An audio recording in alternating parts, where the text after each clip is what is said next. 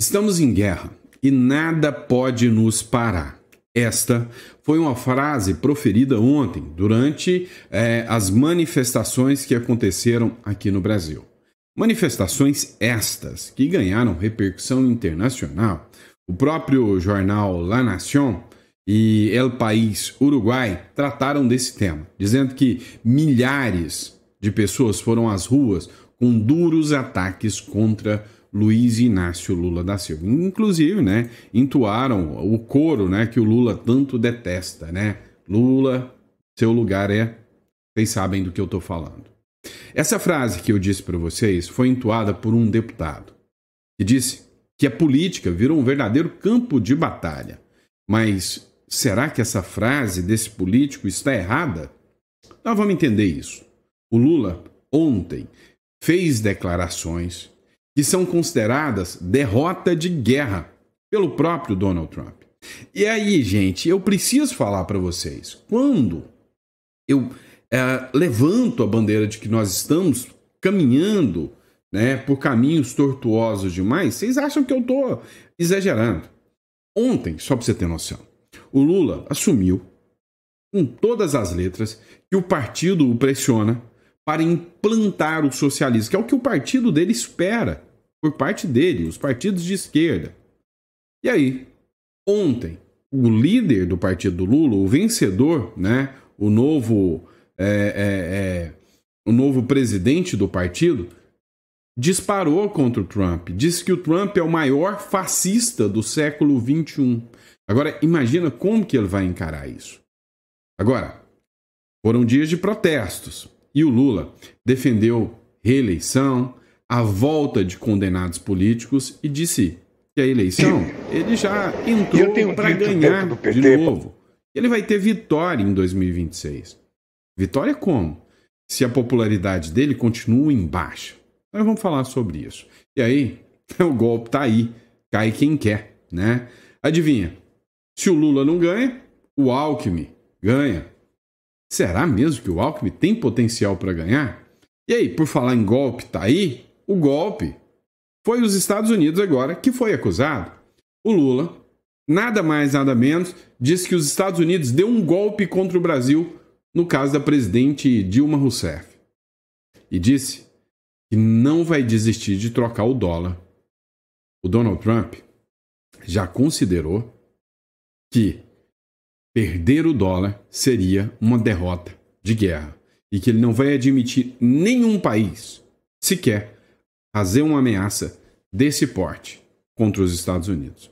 Quando eu digo que a boca do Lula vai levar gente para as trincheiras, ou pior, para as valas de uma guerra, eu não estou exagerando.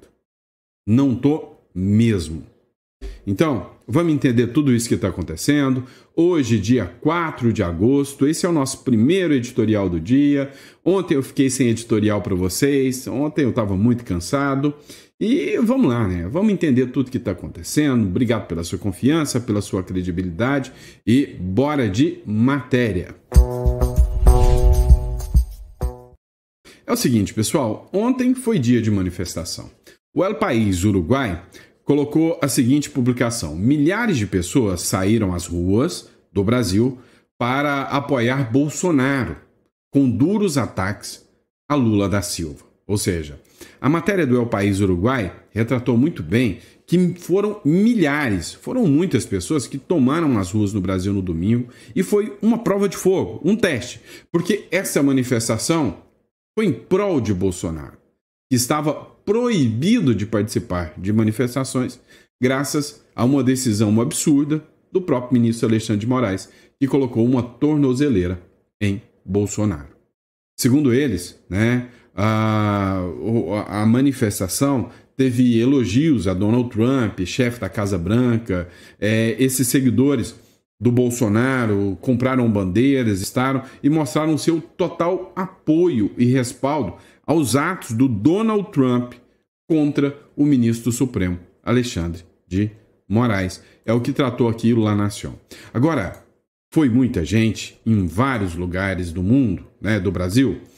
Aqui é a ponte que liga Vila Velha, ali no Espírito Santo. E aí, os manifestantes lá em Vila Velha, lotaram a ponte. Para quem já foi, né, em Vila Velha, já percebeu o quanto aquela ponte é quilométrica, ela é gigantesca. E aí você vê que a ponte ficou tomada de pessoas, lotada de pessoas. E aí, essa mídia mequetrefe, mau caráter, veio dizer que não, as manifestações foram pequenas. Eu quero ver o Lula, eu quero ver alguém de esquerda, eu quero ver o PT minimamente chegar perto disso aqui.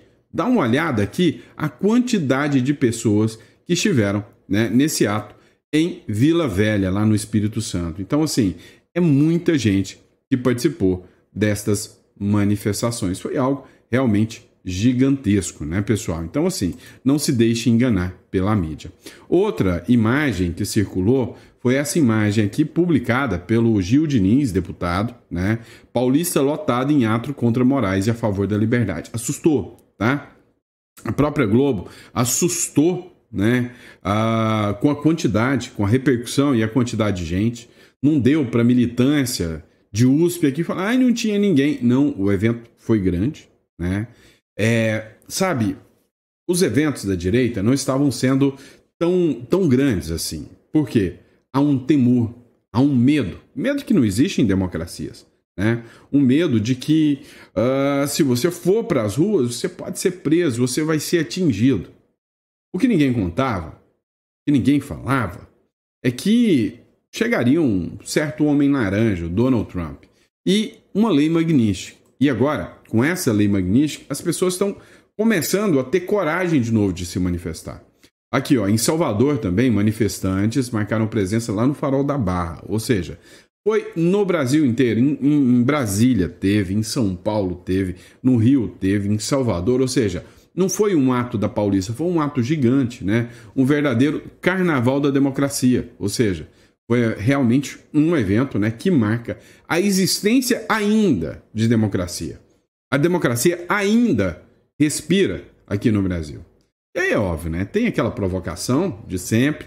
Bolsonaristas mostram cartões Mastercard para provocar Moraes. Outra coisa que eu percebi foram nos comentários. Ontem eu juro para vocês que eu quis me afastar de política. Ontem eu nem olhei as manifestações, eu não queria, tá? Eu cheguei a um nível de exaustão. E aí ontem eu realmente não quis, tá? Quis parar, ficar com a família, tomar uma cervejinha e descansar, porque eu tava precisando, né? E aí eles estão ironizando o ministro Alexandre de Moraes, né? Por causa da lei Magnitsky. Então todo mundo foi com seus cartões, né, Mastercard, ou seja, uma bandeira americana, né? Que o Alexandre de Moraes, né, não poderia usar após a lei Magnitsky. E aí, para encerrar, é clássico.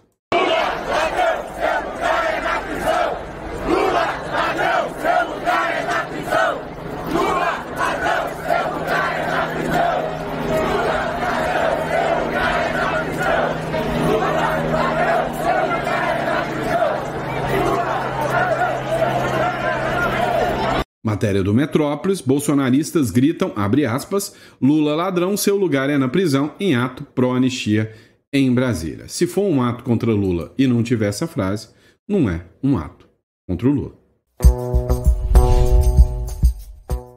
Mas vamos lá, talvez a frase mais marcante das manifestações, ontem teve discurso do Nicolas Ferreira, entre outros, mas a gente precisa abrir uma aspas bem grande para o Marco Feliciano. Estamos em guerra. E nada pode nos parar, diz Feliciano na Avenida Paulista. Em discurso que aconteceu ontem, o deputado federal Marco Feliciano declarou e elencou como inimigos dessa guerra o PT, o Supremo Tribunal Federal e a mídia vendida. Alguém tem questionamentos que o campo político se tornou um verdadeiro campo minado, um campo de guerra? O problema é que só um lado está sendo fuzilado nessa história aqui. Abre aspas. Não é só na Paulista, é o Brasil inteiro reunido. Estamos em guerra e nada pode nos parar, disse o deputado. Estamos diante de guerreiro, pessoas que não têm medo de enfrentar nem mesmo a morte, acrescentou o Marco Feliciano. E aí no discurso também o Feliciano fez acenos ao colega da bancada paulista na Câmara, o Eduardo Bolsonaro, autoexilado nos Estados Unidos desde fevereiro deste ano. Lá o parlamentar tem trabalhado para o governo do presidente Donald Trump aplicar sanções ao Brasil. Ele diz o seguinte: o filho 03 do ex-presidente Jair Bolsonaro teve sucesso na empreitada. Em 9 de julho, o governo americano anunciou a taxação de 50% sobre os produtos brasileiros exportados aos Estados Unidos. Isso aqui, se é uma fala do Metrópolis, eu vejo como uma fala fora do contexto, né, inverídica. O Eduardo Bolsonaro, e eu acompanhei aqui fazendo a cobertura de tudo isso, ele foi muito claro que a busca dele nunca foi sanções e tarifas de 50% ao Brasil. Todo mundo percebeu e viu que a busca dele era a aplicação da Lei Magnitsky ao ministro Alexandre de Moraes. A tarifa não acontece por causa do Bolsonaro e nem do Eduardo Bolsonaro. Acontece por culpa do Lula. E aí, qualquer jornal que fala o contrário está usando de um mau caratismo sem precedentes. Agora, quando o Marco Feliciano fala em guerra, isso aqui está na mesa, tá? E isso aqui pode nos levar a uma guerra. Lula assume que quer implantar o socialismo e a CNN corta na hora. Dá uma olhada nesse trecho, eu sei que você não gosta de ouvir, mas vamos lá, não vou ouvir sozinho. Muito pouco para um partido de esquerda. Um partido de esquerda quer que o presidente diga que quer alcançar o socialismo. É verdade, eu sei o que as pessoas pensam. Mas eu tenho uma coisa que o sindicato... Essa edição do Agora CNN fica por aqui, mas a gente vai repercutir, claro, esse discurso do presidente Lula no evento do PT ao longo aí dessa tarde. Para quem passa pano e discute que esse cara quer implantar o socialismo e o comunismo no Brasil, tá de sacanagem com a nossa cara. Aquele seu vizinho idiota que diz que você é fascista, que esse negócio de comunismo não existe, socialismo não existe, é porque esse cara não tem noção nenhuma. Falar que, olha, as pessoas monetizam em cima do discurso pró-comunismo. A gente largou de ser trouxa. A gente largou de ser imbecil. A gente sabe muito bem que é à vontade, sim. Se não fosse, não tinha Partido Comunista do Brasil. Se não fosse, não tinha um Supremo Tribunal Federal falando que admira e aprecia o Tribunal Comunista da China. Se não fosse, não tinha um presidente falando que tem orgulho de ser chamado de comunista e que colocou o primeiro-ministro comunista dentro do Supremo Tribunal Federal. Me poupem, né? Me poupem. Entendam, eles querem guerra contra os americanos. Eles querem fazer o processo de cubanização, de venezuelização do Brasil. E eles acham que vão dar certo. Dá uma olhada. Trump é o maior líder fascista do século XXI, diz Edinho Silva. Mas quem é Edinho Silva? Depois do presidente dos Estados Unidos, o Donald Trump, ter dito que estava disposto a falar com o presidente Lula sobre o tarifaço de 50%, vem o novo presidente do Partido dos Trabalhadores e fala o seguinte, abre aspas, nós estamos enfrentando o maior líder fascista do século XXI, que é Donald Trump. Ele é o representante do fascismo. Se alguém tem dúvida, é só nós olharmos o que ele faz com os imigrantes nos Estados Unidos. O que ele faz ao transformar El Salvador num campo de concentração do século XXI, tratando imigrantes de forma desumana, de forma violenta. Não é um discurso nacionalista, é um discurso que rasga os direitos humanos, disse Edinho Silva, novo presidente nacional do PT, ao assumir o comando da agenda. Imagina só, como o Trump deve encarar isso. Então, eu já disse, eu vou repetir, a língua da esquerda quer levar o Brasil para uma guerra. O Lula, em dia de protesto, ele causou um alvoroço também. E a gente vai falar disso no próximo bloco. Matéria da Gazeta do Povo para você. Em dia de protestos, Lula defende a reeleição e a volta de condenados por corrupção à política. Eu tenho que ser muito honesto e sincero comigo. Eu, para ser candidato, a gente já sabe disso, eu preciso estar 100% de saúde. Eu decidi ser candidato para depois acontecer comigo o que aconteceu com Biden, jamais. Eu irei enganar o partido e irei enganar o povo brasileiro. Agora, o que eu quero dizer para vocês é o seguinte. Quando eu falo que eu tenho 80, energia de 30. Vocês podem acreditar, se eu for candidato, eu não vou disputar, eu vou ser candidato para ganhar as eleições. O nosso medo é literalmente esse, né? Ele falou abertamente, eu vou ser candidato para ganhar as eleições de 2026. Da mesma forma, ele já sabia que iria ganhar as eleições em 2026 e em 2022. Como? Futurologia? Vem cá. Tudo foi muito esquisito, tudo foi muito estranho. E agora, você sabe que o risco é real, é iminente. Sabe qual é um grande problema da aplicação da Lei Magnitsky? Eu te explico. Um dos grandes problemas da aplicação da Lei Magnitsky é que o que tinha que ser feito para aplicar já foi aplicado. E aí, se ela tiver resultado e fazer com que os demais ministros e figuras, né, do legislativo recuem, porque o Lula não vai recuar, ele vai avançar. Se ela tiver esse poder, ótimo. Mas se ela não tiver, quem já foi sancionado já não tem nada a perder. Eles vão dobrar a aposta.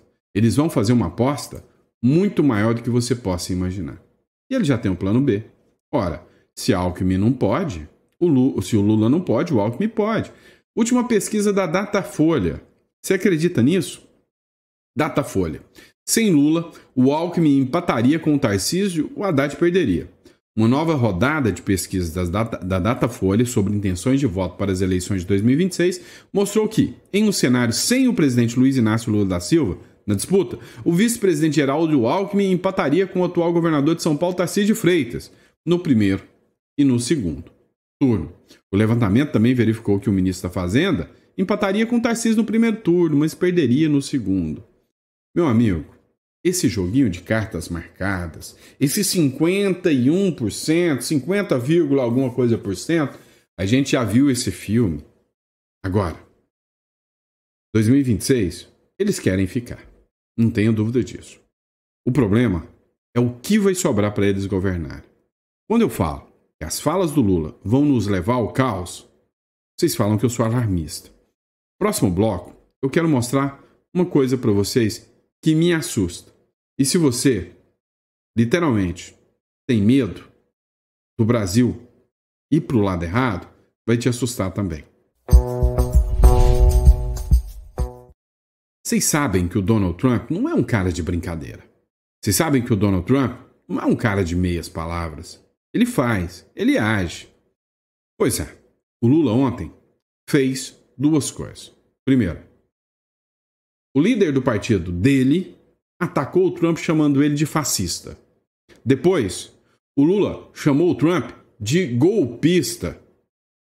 Disse, né, que os Estados Unidos já deram um golpe aqui com a presidenta Dilma Rousseff. E disse que ele não vai desistir de trocar o dólar. Disse o Lula. Essa é uma publicação, é do Paulo Figueiredo, mas temos aqui também a publicação do Metrópolis. Lula defende substituir o dólar, proposta que o Trump comparou a perder uma guerra mundial. Ou seja, é uma das piores coisas que pode acontecer para os Estados Unidos. E os Estados Unidos estão dispostos até a atacar o país que defende isso.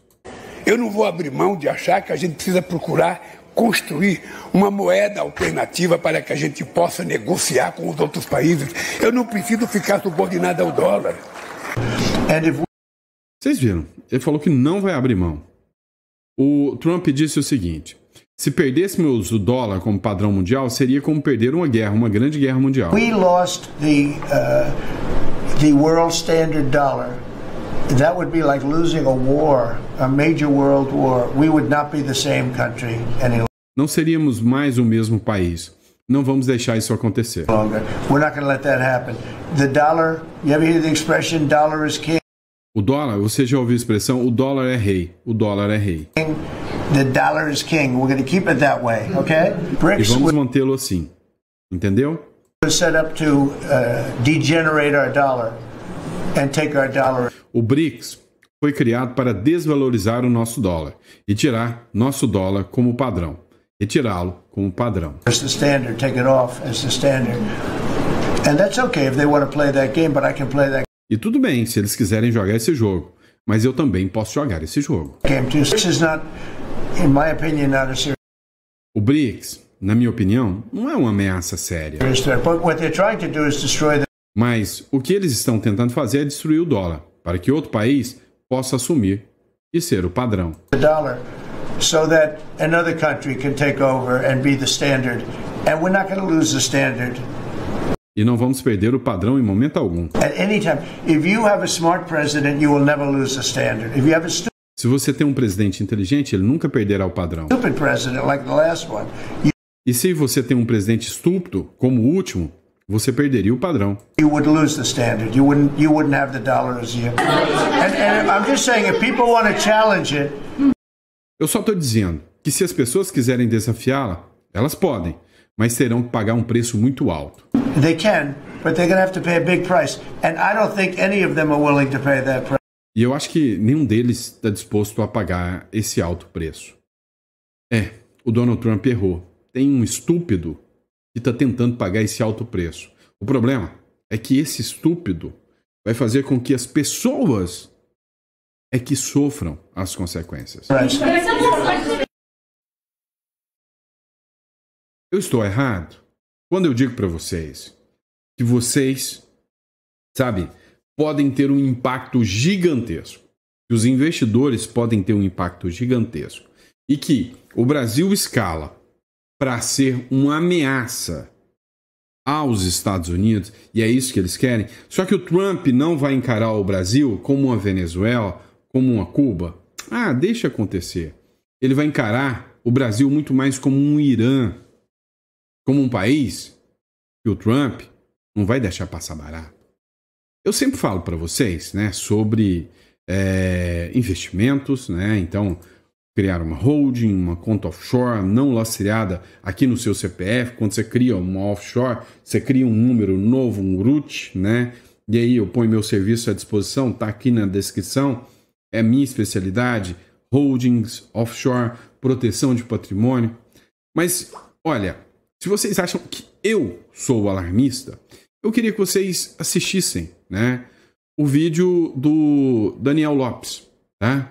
Eu queria que vocês ouvissem o que ele tem a nos dizer. A pergunta que todo mundo está me fazendo é: você acha que pode acontecer igual aconteceu quando pegaram a poupança de todo mundo, no início dos anos 90? Você acha que a gente pode perder o nosso dinheiro que está no banco? Então, a grande pergunta desse momento, que tem me preocupado e que deveria ser motivo da sua atenção, é a seguinte: qual é a chance do brasileiro perder o seu dinheiro caso o banco onde ele guarda o seu patrimônio seja sancionado, seja obrigado a obedecer às leis brasileiras e não consiga escapar de uma punição norte-americana? Isso aqui é altamente sério, é altamente preocupante. Vocês estão vendo que eu não sou o único mais a falar sobre esse risco que nós temos. Vocês são testemunhas vivas de que eu não sou o único a falar sobre esse caos seríssimo que pode acontecer em relação ao Brasil. O Paulo Figueiredo publicou uma matéria do Trump que diz o seguinte: a gestão Trump diz que preferiu, abre aspas, um passo menor, fecha aspas, ao não cortar o Brasil do sistema financeiro internacional. Ou seja, ele disse, em alto e bom tom, não, primeiro eu vou deixar fora, mas eu não descarto a hipótese. E aí, se depender do empurrãozinho do Lula, meu irmão, imagina um Brasil sem sistema financeiro, imagina um espaço caótico, onde todos os empreendedores, todos os empresários, todos os cidadãos passam a ter os seus bens em bancos que ficam desligados e desconectados do resto do padrão mundial. E aí eu vou te contar que o seu real, se você tem ele em dinheiro embaixo do colchão, vai servir para limpar o bumbum, porque não vai ter serventia para mais nada. Você vai ver o dólar batendo, sei lá, né, 1 milhão aí, igual o Bolívar, né? Olha, é muito mais preocupante do que você imagina. É muito mais preocupante do que você imagina. O Paulo Figueiredo escreveu o seguinte: a gestão Trump diz que preferiu um passo menor ao não cortar o Brasil do sistema financeiro internacional. O representante comercial Jamieson Green afirma que tarifa de 50% não é fora do comum e que Trump optou por medida mais leve, Green diz que as tarifas são mais leves que as sanções, pois permitem comércio apenas com taxa adicional. Representante justifica a tarifa de 40% com base na lei IEPA, por ver lawfare, né, e uso indevido da democracia no Brasil. Trump poderia ter ido muito mais longe, cortando o país do sistema financeiro internacional. Meu amigo, vem cá. Quando eu falo para você que muitos venezuelanos viram acontecer, viram andar, viram tudo e andando, e de repente, se deram conta e já estavam num regime. Será que se tivesse alguém para avisá-los antes, muitos desses não estariam na mira? Olha, não sou eu que estou falando. Você viu o que o Daniel Lopes falou, você viu o que o Paulo Figueiredo... Agora, se você acha que esses são só imbecis, que não tem entendimento do que está acontecendo, que o Paulo Figueiredo não é um grande articulador político, e aí, se você acredita isso, você está muito errado, que o Daniel Lopes não é um grande, né, analista geopolítico, meu amigo, tu sabe, né, onde você está pisando. Essa é a verdade. Agora, olha aqui, matéria do Poder 360. Impeachment.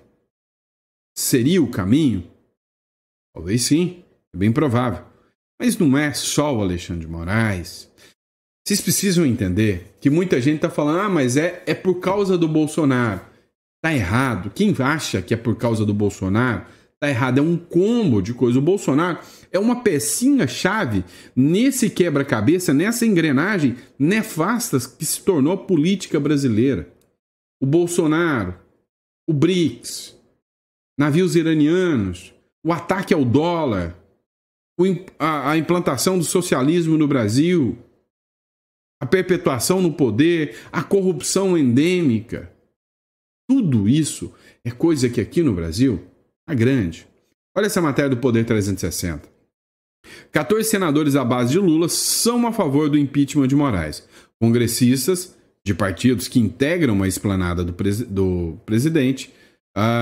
Levantamento é do votosenadores.com.br, ou seja, um site, né, que foi montado aqui para ver quem é a favor e quem é contra o impeachment do ministro do Supremo, Alexandre de Moraes, né?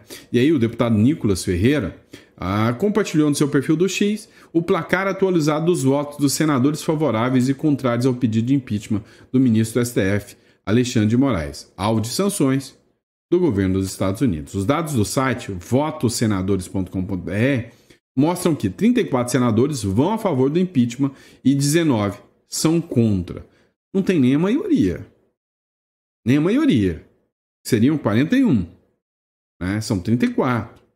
E aí, é um voto qualificado, né? O voto do impeachment dos ministros do Supremo Tribunal Federal, né? E aí, outra matéria que a gente envolve ainda sobre o ministro Alexandre de Moraes, que aí é para justificar a primeira matéria de que teve mais gente na rua. Eu senti mais gente na rua agora do que no último evento que o Bolsonaro chamou, por causa disso aqui, ó. Nova decisão de Moraes sobre Constantino gera uma teoria na direita. A teoria magnística. O que seria a teoria magnística? A teoria magnística é que quando você implementa sanções, há uma tendência de recuo. A nova decisão do Alexandre de Moraes sobre as redes sociais do comunicador bolsonarista Rodrigo Constantino resultou no surgimento de uma teoria da direita. O ministro acolheu o recurso da defesa do jornalista e determinou o desbloqueio dos perfis do jornalista em todas as plataformas digitais. Efeito magnístico. Moraes acaba de determinar o desbloqueio de todas as redes sociais do Constantino. Todas. X, Instagram, TikTok, Facebook, YouTube, escreveu Jeff Chikini em seu perfil no X. A decisão também foi comemorada pelo advogado do Constantino, o Emerson Grigoletti, tá? Então, assim, não eram medidas, não eram decisões típicas de ministros como o Alexandre de Moraes, tá bom? E é isso, pessoal. Obrigado pela confiança, pela credibilidade. Começando a segunda-feira aqui com bastante trabalho, né, aqui para vocês. Vamos lá. A gente precisa entender o seguinte. Quero apresentar alguns pontos para vocês. A gente está acompanhando, né, sempre o que está rolando na política e a gente se preocupa sobre o que está acontecendo. Nunca foi tão importante que, assim, eu já tenho um escritório que eu trabalho há muitos anos, né? Desde 2012, na verdade, tá? Que o foco é só holdings, offshore, estruturação patrimonial, proteção do patrimônio de empresários, né? Então, eu tenho essa consultoria financeira há muito tempo, né? Isso voltado para empresários, para pessoas que adquiriram patrimônio, para pessoas que construíram patrimônio no Brasil. E aí, a diferença entre você estruturar isso, né, muda muita coisa. Como, por exemplo, às vezes você paga altíssimos impostos por não saber a regra clara. Vou dar um exemplo claro. Você tem um imóvel que você vai comprar e você tem esse imóvel há muito tempo, você vai pagar altíssimo ganho de capital. Dentro de uma holding, pode ser que você reduza esse valor significativamente. Você sai de uma taxa aí de 22% para cair numa taxa de 6%. Ajuda, não ajuda? Sem contar que quantos empresários eu já vi perder o patrimônio porque o bem do empresário está no CNPJ da empresa e aí vem aquela ação trabalhista. E quantos empresários eu já vi perder tudo? É falta de orientação, é falta de ter uma estrutura adequada. Se isso é justo para você, clique aqui no comentário e entre em contato que eu vou fazer questão de te atender, eu e minha equipe vamos te atender, né, para você que tem um patrimônio, para você que é empresário, entender as regras da proteção patrimonial e da reestruturação através da internacionalização. Tá bom? Obrigado, pessoal. Fica com Deus e eu vejo vocês no próximo editorial.